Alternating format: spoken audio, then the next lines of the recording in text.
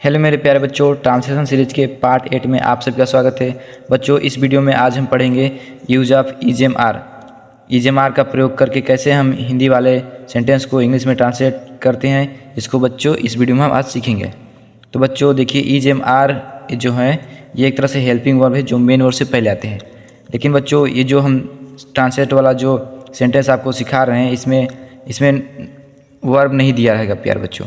तो जब वर्ब नहीं दिया रहता है तब पर भी हम ईजेमआर का प्रयोग कर सकते हैं। ठीक है प्यारे बच्चों, आप लोग पढ़ा होगा कि प्रेजेंट कंटिन्यूअस में ईजेमआर का प्रयोग करते हैं और प्लस में आईएनजी लगाते हैं वर्ब की फर्स्ट फॉर्म में, मेन वर्ब में। तो प्यारे बच्चों यहाँ पे मेन वर्ब नहीं दिया रहेगा तो तब पर भी हम ईजेमआर का प्रयोग करके आसानी से ट्रांसलेट कर सकते हैं। तो जो प्यारे बच्चों जो ईज होता है इसका मतलब सिंगुलर सब्जेक्ट के लिए इसका उपयोग किया जाता है, जैसे कि इसका हिंदी होता है एम का प्यारे बच्चों आई के लिए स्पेशली होता है, इसका मतलब होता है हूँ।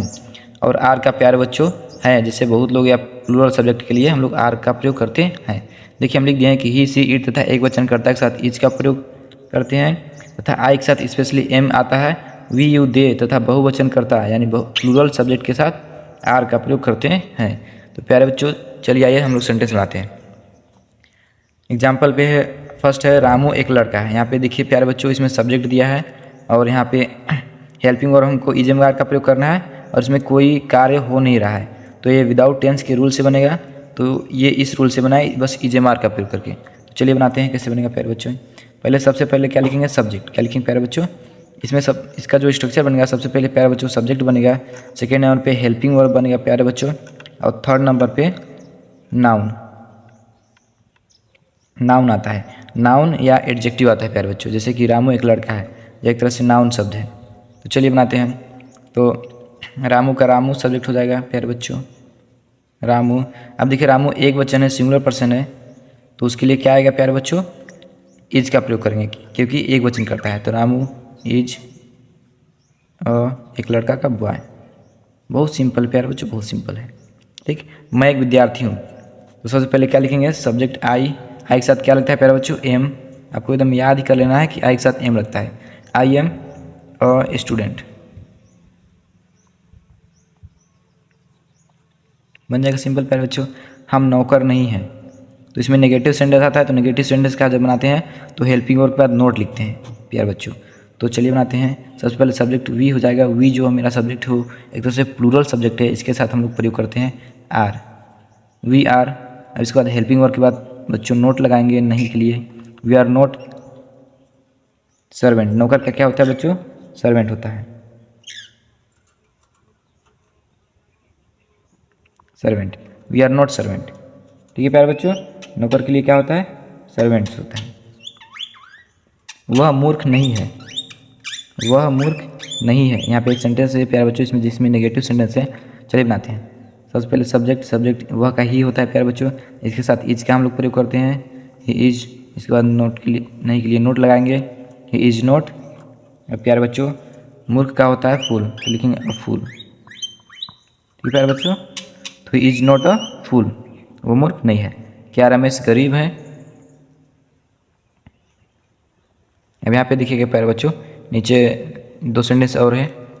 क्या क्या रमेश गरीब हैं, रमेश के बारे में बोला जा रहा है कि क्या रमेश जो नाउन है क्या वह गरीब है। तो अगर किसी में प्रश्न पूछा जाता है तो वो मेरे इंट्रोगेटिव सेंटेंस के अंतर्गत आता है प्यारे बच्चों। और अगर शुरू में अगर कोई भी क्वेश्चन वर्ड पहले आ जाता है तो उसकी अंग्रेजी हम लोग नहीं बनाते हैं, स्टार्टिंग हम लोग हेल्पिंग वर्ड से करते हैं। तो प्यारे बच्चों क्या उसके लिए क्या आएगा, ईज आएगा। क्या आएगा बच्चों, ईज। इसके बाद सब्जेक्ट लिखेंगे रमेश, ईज रमेश। अब गरीब है, पुअर। गरीब का क्या होता है प्यारे बच्चों, पुअर। तो इज रमेश पुअर, क्या रमेश गरीब है, सिंपल से प्यारे बच्चों बन जाएगा। वे लड़के बहादुर क्यों नहीं है। अब यहाँ पे देखिए इंट्रोगेटिव सेंटेंस है लेकिन बीच में है, तो सबसे पहले इसकी अंग्रेजी पहले बनाएंगे। तो क्यों का क्या होता है प्यारे बच्चों, वाई। क्या होता है प्यारे बच्चों, ध्यान से देखिएगा, क्यों का क्या होता है प्यारे बच्चों, वाई। अब हेल्पिंग वर्ब लिखेंगे सब्जेक्ट से पहले। तो हेल्पिंग वर्ब क्या आएगा प्यारे बच्चों, हेल्पिंग वर्ब आएगा मेरा लड़के बहुत सारे हैं इसलिए मेरा आएगा आर। तो why are note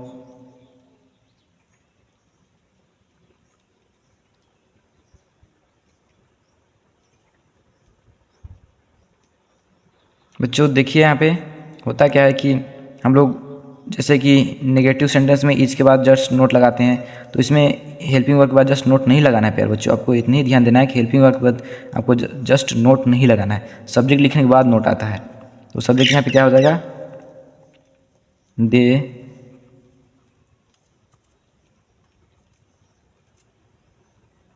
they boys, वे लड़के। अब यहाँ पे वे लड़के के बाद नोट आता है। होता क्या है प्यारे बच्चों कि नोट अपने ही स्थान पे रहता है। हेल्पिंग वर्ब यहाँ से आगे जा सकते हैं और शुरू में भी जा सकते हैं, लेकिन नोट अपने स्थान पे रहता है। नोट हमेशा आता है सब्जेक्ट के बाद या फिर हेल्पिंग वर्ब के बाद। तो हेल्पिंग वर्ब यहाँ पे चला गया तो नोट वहीं पे आएगा प्यारे बच्चों, इसको ध्यान रखिएगा। तो why are they no boys, why are they boys not. बहादुर का क्या होता है प्यारे बच्चों, बहादुर का ब्रेव। ठीक है प्यारे बच्चों, बन जाएगा, सिंपल सी है। वे लड़के बहादुर क्यों नहीं है, why are they boys not brave. तो इस टाइप से हम ईजेएमआर का प्रयोग करके आसानी से हिंदी वाले सेंटेंस को इंग्लिश में ट्रांसलेट कर सकते हैं प्यारे बच्चों। तो अगर आपको वीडियो अच्छा लगा हो तो वीडियो को लाइक कीजिएगा, सब्सक्राइब कीजिएगा प्यारे बच्चों। तो अब मिलते हैं नेक्स्ट वीडियो में, तब तक के लिए बाय बाय। और लास्ट में आपको होमवर्क दिया जाता है प्यारे बच्चों, अच्छे से अपना होमवर्क किए। Thank you so much.